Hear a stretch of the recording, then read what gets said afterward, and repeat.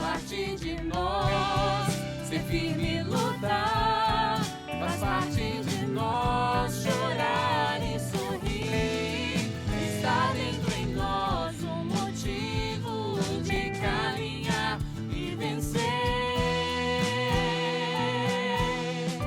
Está dentro em nós um motivo de caminhar e vencer. Parte de nós. O desejo de fazer deste mundo um lugar mais justo, solidário, fraterno e misericordioso suscitou no coração de muitas pessoas a vontade de fundar comunidades de fé obedientes à Igreja.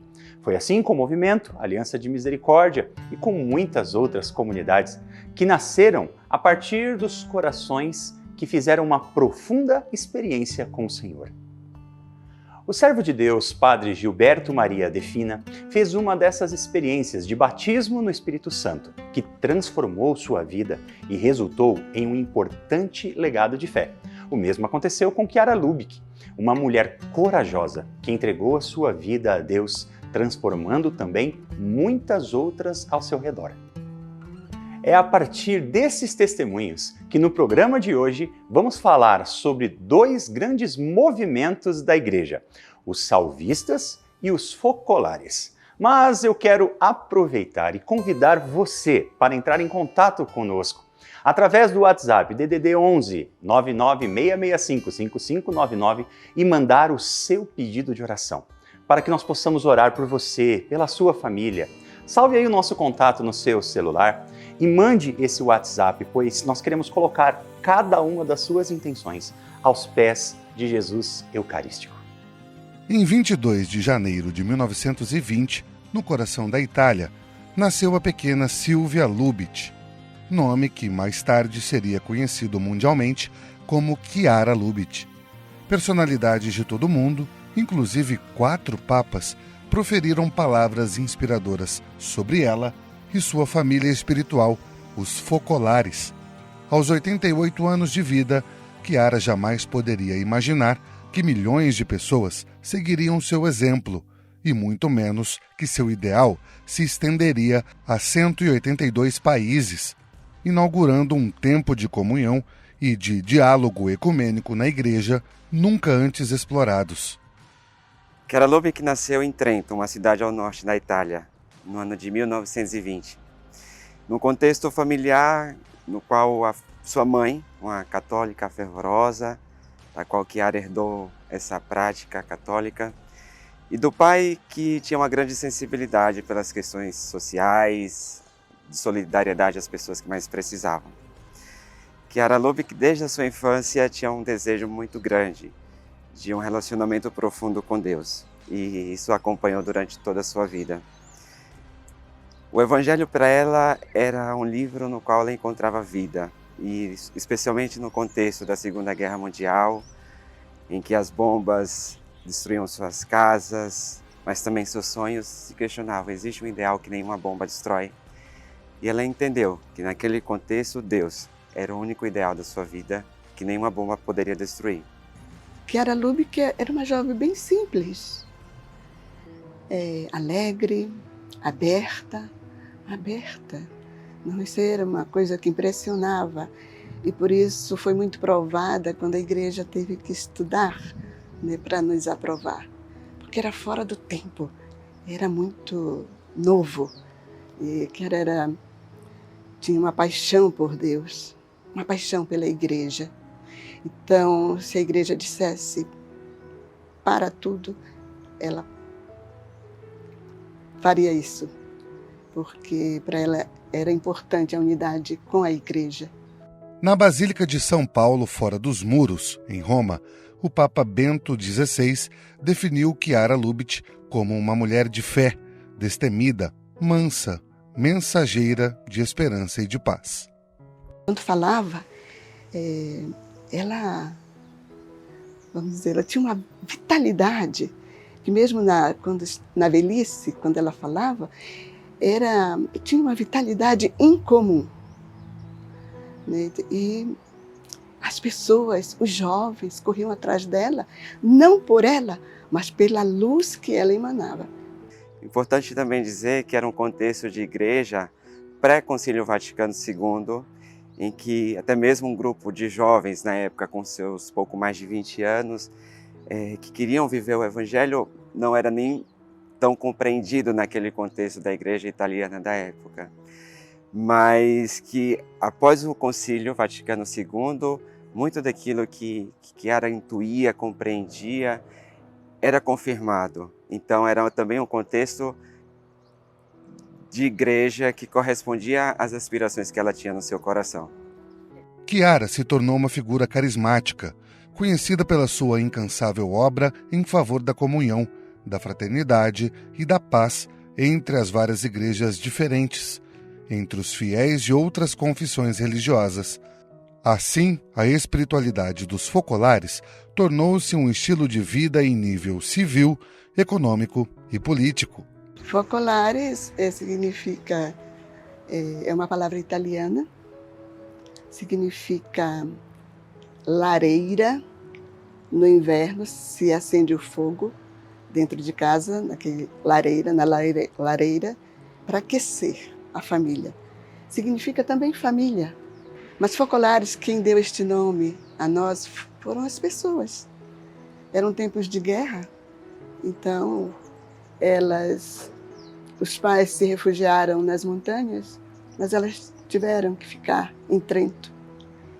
E para isso tinham que ter uma casa e alugar um pequeno apartamento de 3 cômodos. E ali elas recebiam as pessoas que vinham pedir pão, comida, um aconchego, uma palavra amiga. Tinham perdido tudo. Então as pessoas, vamos lá no Focolare. Porque se sentiu acolhidas, amadas, compreendidas. Eu conheci o movimento quando eu tinha 17 anos.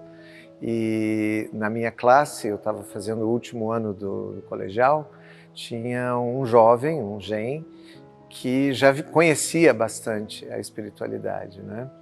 E foi através dele que eu tive o primeiro contato, né? E que eu ouvi falar de Chiara, ouvi falar dessa espiritualidade. E confesso que eu acho que daquele momento eu já tinha entendido que aquilo era algo para mim. Nosso carisma é a unidade. A gente vive para que todos sejam um só. E o nosso objetivo é construir um mundo mais unido, e para isso a gente vive a oração que Jesus fez ao Pai, para que todos sejam uma coisa só, que tem em João, no capítulo 17, versículo 21. Porque o mundo tende à unidade. A gente pode até pensar que seja uma utopia, mas não, a unidade é um ideal de Deus. Jesus pediu ao Pai, antes de morrer, que todos vivam pela unidade. Eu cresci dentro do movimento Focolares, meus pais já conheciam antes, e eu também cresci dentro desse contexto familiar, inserido dentro da própria igreja, inserido dentro do próprio movimento Focolares. E ali era como uma célula viva, assim, né? Onde a gente, digamos que era um laboratório dessa vida do carisma da unidade, assim, né? Então, por primeiro ali, e tudo aquilo me encantava porque frutificava a nossa vida de família, né? Mesmo com tantos desafios, a gente via que o Evangelho, tudo isso, era o nosso guia, assim, né? E com o passar dos anos, acho que com a minha experiência também de jovem, enfim, diante de tantas realidades, dificuldades, acho que por mais que tantos outros ideais do mundo ressoavam, um ressoava mais forte, né? Que é esse ideal de Deus, assim, né? Da unidade. E que para mim, me encontrei, assim, me faz ser mais Vítor, e aqui é o meu lugar, assim, né? Então, posso dizer assim, né? Que a partir da vida, né? Da vivência cotidiana do Evangelho, é que eu descubro que realmente esse é o meu lugar e é aqui que eu quero estar, assim, né? Que é aquele que me faz buscar a santidade também, né? Mulher, leiga, Chiara propôs na igreja temas e discussões importantes. Quando ninguém falava de aproximação entre civilizações, ela soube indicar o caminho da fraternidade universal. Respeitou a vida e buscou o sentido do sofrimento. Traçou um caminho de santidade, religiosa e civil, praticável por qualquer pessoa, não reservada a poucos eleitos. Eu vi Chiara várias vezes, né? E falei com ela Então, para mim, é essa pessoa que me levou a Deus, né? Assim, e todos nós sabemos disso. É uma mestra, né, de espiritualidade. Tinha os diálogos, ela tinha o diálogo com as grandes religiões, os budistas, né, os muçulmanos, com os amigos de outras denominações cristãs, com pessoas que não acreditam, dizem não acreditar em Deus, não têm um referencial religioso, mas tinha lugar para eles, e com eles estamos. E ela estava de braços dados né, para o bem comum, né, aproveitando os valores que cada um tem, né, para unir as forças. E assim, era essa criatura de luz. Chiara Lubich recebeu inúmeros títulos e condecorações, nacionais e internacionais. Manteve uma profunda amizade com diversos papas, autoridades e líderes religiosos, políticos e civis. Após uma longa enfermidade, a fundadora do Movimento dos Focolares faleceu em 14 de março de 2008, em sua residência nas proximidades de Roma, deixando um legado de amor e união que perdura até os dias de hoje. Eu ouvi uma frase uma vez que dizia assim, né, que as pessoas às vezes não teve um encontro com Deus, não teve um encontro assim com algo, com um ideal que de fato transformou a vida delas, porque talvez nós ainda não amamos essa pessoa o suficiente, né, a ponto de fazer com que elas também tivessem esse encontro com o amor dos amores, assim, né, que é o próprio Deus, né.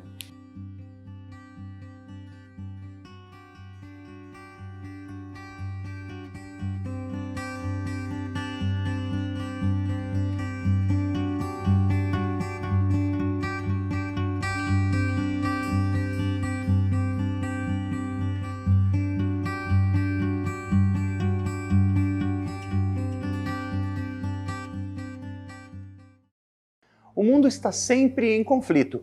No entanto, nosso Deus nunca se esquece dos seus filhos. Por isso, ele continua a suscitar no meio do seu povo homens e mulheres abençoados com o poder do Espírito Santo para construir o seu reino e fazer a diferença nessa terra. E mais uma vez, quero convidar você para entrar em contato conosco através do nosso WhatsApp que está na sua tela e diga da onde você está falando, a sua cidade, e diga também o seu pedido de oração, pois é muito importante para nós orar por você. O servo de Deus, Padre Gilberto Maria Defina, é o fundador dos Institutos Missionários Servos e Servas de Jesus Salvador, conhecidos como salvistas, na Diocese de Santo Amaro, no estado de São Paulo. Ele nasceu em 1925 e, aos 67 anos, ouviu um apelo de Deus na voz de diversos jovens que ele atendia e que haviam feito a experiência do batismo no Espírito Santo através dos grupos de oração da Renovação Carismática Católica. Uma vida inteira doada e entregue à vontade de Deus.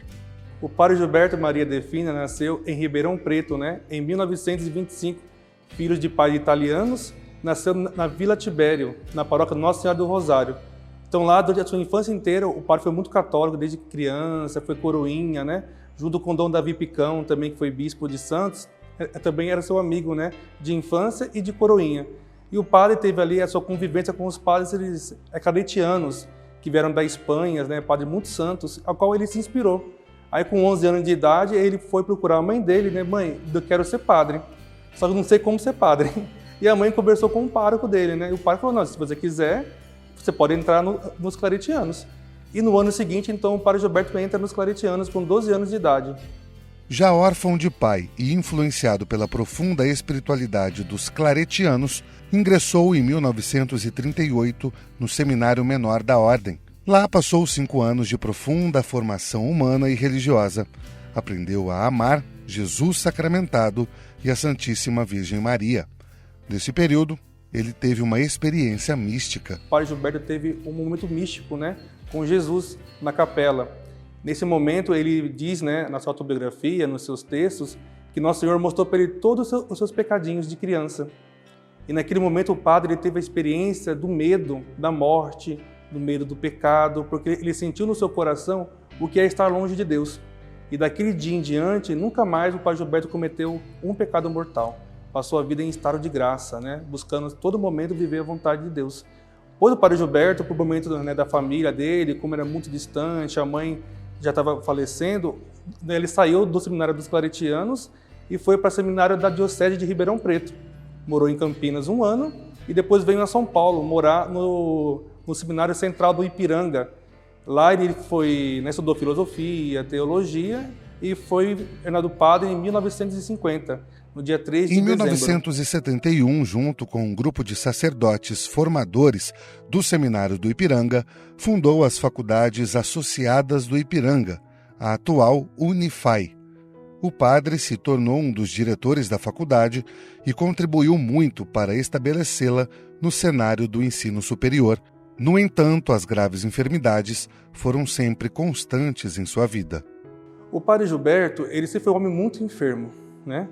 Ele sempre teve marcado por muitas enfermidades.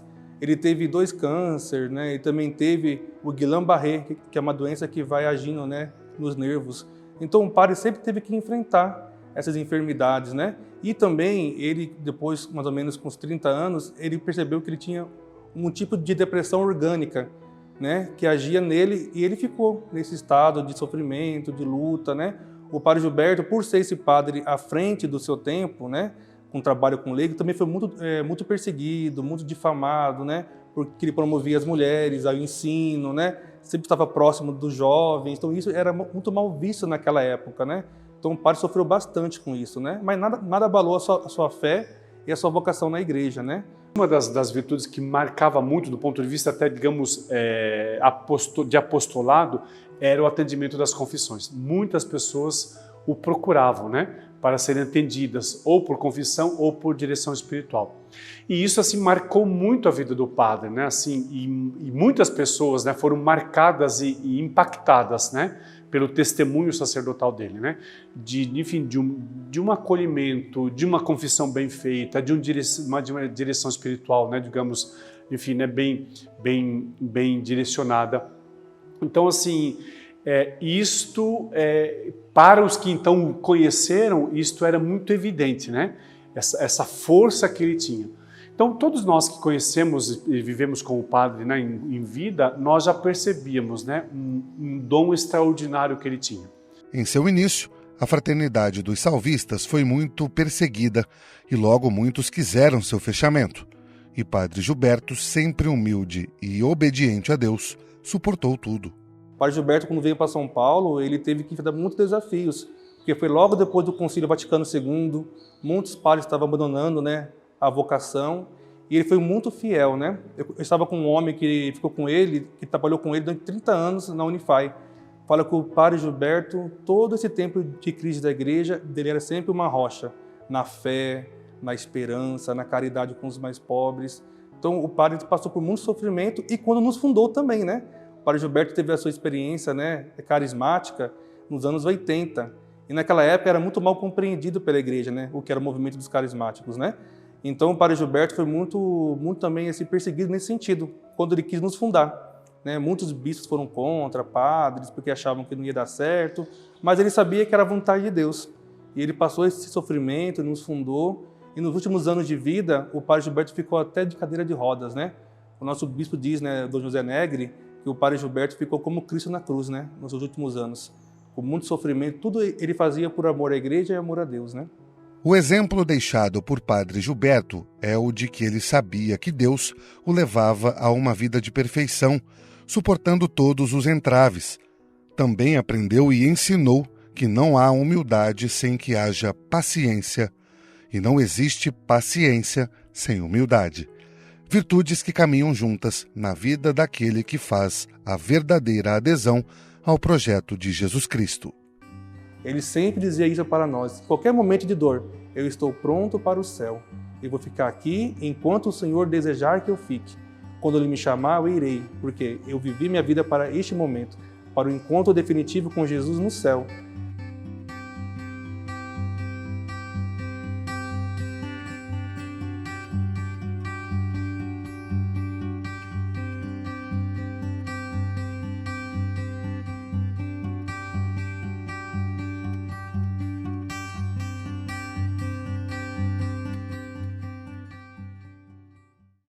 O mundo só pode ser um lugar melhor quando cada um de nós faz a sua parte. Deus está conosco e nunca nos deixa sozinhos. É por isso que, através da força do Espírito Santo, podemos contar com inúmeros movimentos dentro da igreja que nos ajudam a fazer uma experiência significativa do amor de Deus em nossas vidas. Você ainda não é inscrito no nosso canal? Faça isso agora mesmo. Ative as notificações, compartilhe esse vídeo em todos os seus grupos de WhatsApp com a família e que Deus abençoe muito a sua vida, em nome do Pai, do Filho e do Espírito Santo. Amém.